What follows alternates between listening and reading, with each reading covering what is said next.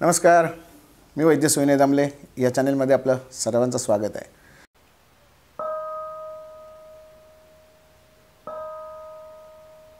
आपण दुधाविषयी चर्चा करतोय. तुम्ही सांगता दूध सगळं एवढ्या अवगुण त्याच्यात भरलेले आहेत, पण आम्हाला दूध जर द्यायचंच असेल तर आम्ही कसलं द्यावं, कुठचं द्यावं, काय द्यावं, कसं द्यावं याची युक्ती आम्हाला जरा सांगा. आपण एका भागात बघितलं की दूध जेव्हा आपण तापवतो तेव्हा त्याच्यातले दोष कमी होत जातात. उष्ण गुणांनी संयुक्त केलं जातं, संस्कारित केलं जातं, तेव्हा त्याच्यातले गुण आणखीन बदलत जातात. हे दूध आपण गरम करत असताना त्याच्यामध्ये थोडीशी सुंठ पावडर टाकली तर, थोडीशी काळी मिरी घातली तर, थोडीशी दालचिनी, लवंग, वेलची, तमालपत्र ह्याच्यातल्या मसाल्याचा एक पदार्थ जरी आपण या दुधात टाकला आणि हे दूध उकळवलं तर या दुधातले काही दोष निश्चितपणे कमी व्हायला मदत होणार. विशेषतः कफ आणि वात हे दोन दोष जे दुधामधून येणार आहेत, हे दोन्ही दोष या मसाल्याच्या पदार्थांनी कमी होणार आहेत.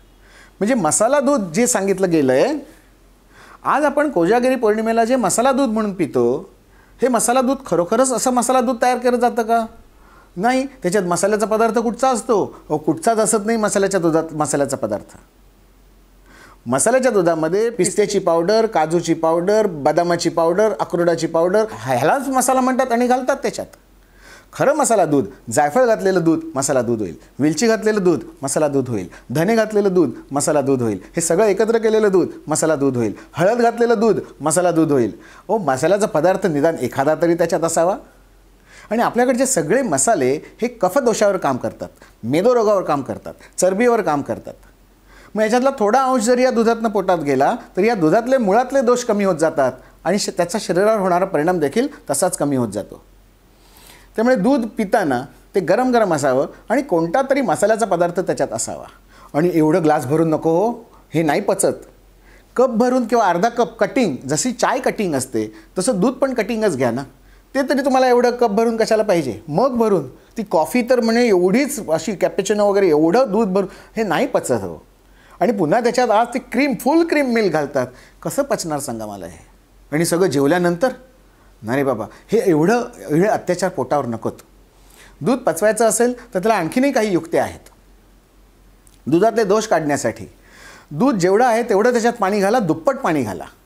आता समजा 1 कप दूध घेतलं, त्याच्यात 2 कप पाणी घाला आणि आटवायचं आणि 1 कप शिल्लक ठेवायचं. तुमचं दूध तुम्हाला मिळेल. पण दुधामधले जे जंतू आहेत, हे जंतू ह्या पाण्याच्या उकळण्यामुळे तेही नाहीसे होतील. आपण दुधाला कधी उकळवतच नाही. आठवतंय कधी दूध उकळलेलं? चुकून उकळलंच तर ते बाहेर जातं. यासाठी गृहिणींना एक विनंती आहे की त्यांनी दूध तापवताना छोटं पातेलं घ्यायचं नाही, मोठं पातेलं घ्यायचं. 5 लिटरच्या पातेल्यात 1 लिटर दूध उकळत ठेवा. भले त्याची बासुंदी होईल पण ओतू जाणार नाही. आणि जेवढं दूध उकळेल तेवढं जंतुसंसर्ग नाही का नाहीसा होणार त्यातला. म्हणजे 5 लिटरच्या भांड्यात 1 लिटर दूध जेव्हा गरम करतो तेव्हा ते जास्ती निरोगी होतं आहे, जास्ती पचायला हलकं होणारं होतं आहे. 1 लिटरच्या भांड्यात 1 लिटर दूध घातलं, दूध वर यायला लागलं, गॅस बंद करून टाकता, दूध 100 डिग्रीला कुठे आलं? बरं, त्या गवळ्याने घातलेलं पाणी त्याच्यातच आहे, पाणी 100 डिग्रीशिवाय उकळणारच नाही आहे. म्हणजे पुन्हा इथे त्याच्यातले जंतू त्याच्यातच आहेत. काही जंतू बेरके असतात. ही उष्णता लागत आली की ते स्वतःभोवती एक कवच तयार करतात आणि त्या कोशात जातात. त्यामुळे हे जंतू प्रत्यक्षात मरतच नाहीत. त्यामुळे 100 डिग्रीला ते 40 मिनिटं जर उकळलं तरच त्या दुधातले किंवा पाण्यातले जंतू मरणार आहेत. हे आजचं विज्ञान सांगतं आहे. मग आम्ही काय करतो आहे? आम्ही असं दूध कधी उकळायलाच देत नाही. साई आली की गॅस बंद करून टाकतो. त्यामुळे दूध पूर्ण उकळू देत आणि उकळण्यासाठी त्याला जरा वेळ द्यावा. माझ्या मावशीच्या घरी मला आठवतं आहे, दुधाची एक खिडकी होती. ह्या खिडकीच्या खाली एक शेगडी होती. ह्या शेगडीमध्ये ह्या चुलीतले सगळे निखारे ती त्या चुलीत घालून ठेवायची. आणि ह्या शेगडीचा जो आकार होता हा ते पातेलं अख्खच्या अख्खं शेगडीत जायचं. बाजूने निखारे आणि अख्खच्या अख्खं पातेलं आतमध्ये आणि ते झाकलेलं पातेलं. त्या दुधाला इतका मस्त धुराचा वास यायचा आणि ते दूध सतत गरम असायचं. तुम्ही दिवसातले केव्हाही जा, तुम्हाला ते दूध गरमच मिळणार. आता एवढं सतत जेव्हा गरम दूध राहतंय तेव्हा त्याच्यात जंतुसंसर्ग होण्याची शक्यता कमी आहे. आज आम्ही दुधाचे कुकर आणले, त्या दुधाच्या कुकरमधनं त्या शिट्टी काढून पाणी भरायचं आणि ती शिट्टी वाजायला लागली की ते पण दूध उकळतं आहे कुठे? दूध उकळत नाही आहे. दूध ऑटोक्लेव्ह पण होत नाही आहे. त्यामुळे दुधाच्या कुकरमधलं दूध हे सुद्धा निर्जंतुक असेल याच्यावर माझा विश्वास नाही. दूध निर्जंतुक होण्यासाठी उकळणं, पूर्ण उकळणं, 20 मिनटं तरी उकळणं हे महत्त्वाचं आहे.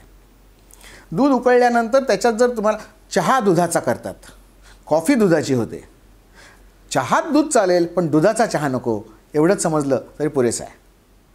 जास्त गैरसमज पाणी पिण्याशी संबंधित आहेत. पाणी प्यावं, पण ते कसं प्यावं? प्लास्टिकमधलं कधीच नाही. तांब्याच्या भांड्यातलं प्यावं. तांब्याप्रमाणेच पितळीचं भांडंसुद्धा वापरू शकतो. तांब्याची भांडी, पितळीची भांडी ह्याला जर आतनं कलई लावलेली असेल तर सोने पे सुहागा. ही जी कलई असते ही जस्ताची असते. त्याच्यामध्ये जे औषध वापरलेलं आहे त्यात तो जो धातू आहे, हा धातू प्रमेहावरचं, डायबिटीसवरचं सगळ्यात चांगलं औषध आहे. तर या सगळ्या भांड्यांचे काही प्रकार आमच्या चॅनलवर उपलब्ध आहेत.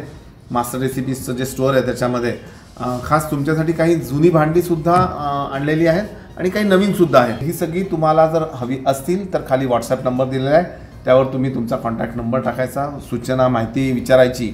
अशा प्रकारे ही सगळी भांडी तुम्हाला सहज उपलब्ध होतील.